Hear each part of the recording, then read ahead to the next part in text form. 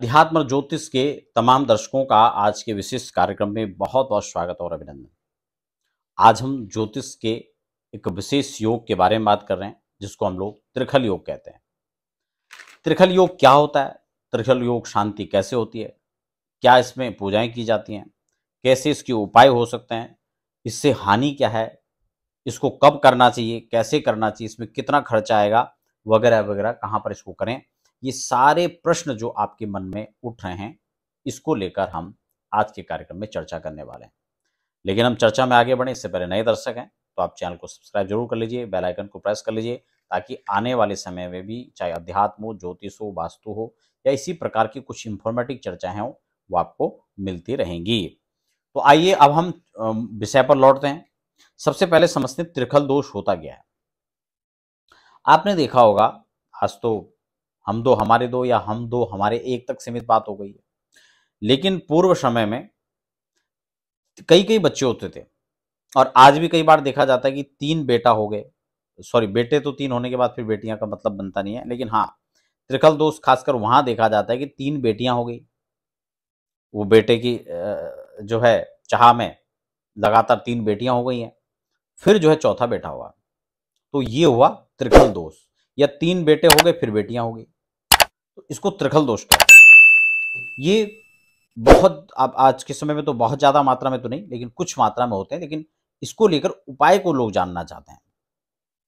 तो क्या उपाय हो सकता है मैं आपको बताता हूँ। सबसे पहले इसमें हानि क्या क्या है इसकी।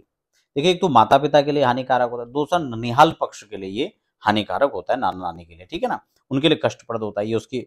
तब इसमें क्या करें? तो इसकी शांति कर सकते हैं। कैसे करें? उसमें क्या क्या क्या पूजा होगी वो मैं आपको बता रहा हूँ, लेकिन कहाँ करें एक प्रश्न ही आता है। तो इस प्रश्न के लिए यह है कि आप इसको घर में भी कर सकते हैं और किसी तीर्थ स्थान में भी जाकर करवा सकते हैं, ठीक है। खर्चा कैसे होगा? खर्चा डिपेंड करेगा उस बच्चे की उस त्रिखल योग के साथ साथ में उसमें कौन कौन सी परिस्थितियों में उसको किस प्रकार का उसको दिक्कत हो रहा है, या सामान्य उसको शांति करवा रहे, फिर तो बहुत थोड़ा खर्चा होता है। लेकिन किसी प्रकार की कोई दिक्कतें उसको फेस करनी पड़ रही हैं बच्चे को या माँ बाप को, तो उस स्थिति में बच्चे की कुंडली के हिसाब से प्रॉपर उसको देखकर उसकी शांति करवानी चाहिए। तो उस हिसाब से उसका खर्चा उसमें बढ़ भी जाता है और घट भी सकता है, ठीक है ना। सामान्यतः जो पूजा होती है उसमें बहुत सामान्य खर्चा होता है, सामान्य सामग्री होती है, सामान्य पूजा पाठ करने वालों की दक्षिणा होगी। और क्या क्या इसमें पूजा करनी चाहिए, क्या क्या इसमें दान करना चाहिए, वो मैं आपको बता देता हूँ। सबसे पहले पूजन की बात करें, इसकी शांति कैसे होगी, तो आपको कुछ भी नहीं, एक पंचांग पीठ की स्थापना करनी है, जिसमें गणेश अंबिका के साथ में वरुण स्थापन करके पंचांग आवाहित पीठ के अंदर आवाहित देवताओं को आपको पूजन करना है।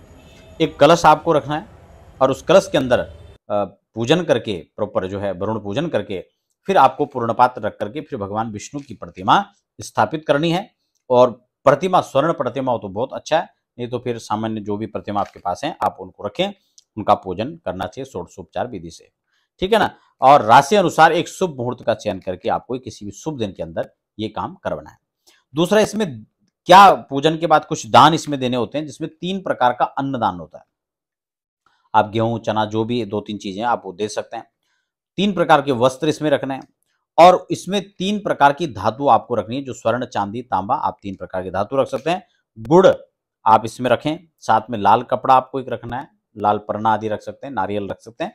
और ये सब करके आपको दक्षिणा के साथ में ये किसी ब्राह्मण को दान कर देना है या किसी मंदिर में आपको दान कर देना है।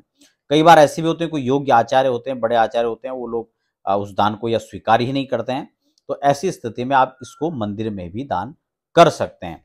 तो लेकिन इसकी शांति का विधान अवश्य करना चाहिए, क्योंकि इस ऐसी स्थिति में त्रिखल दोष होने पर कई बार बच्चों के भाग्य में अड़चन, उनके माता पिता को कष्ट या उनके ननिहाल पक्ष को कष्ट होता है, तो इस प्रकार से इस दोष का उपाय करना चाहिए।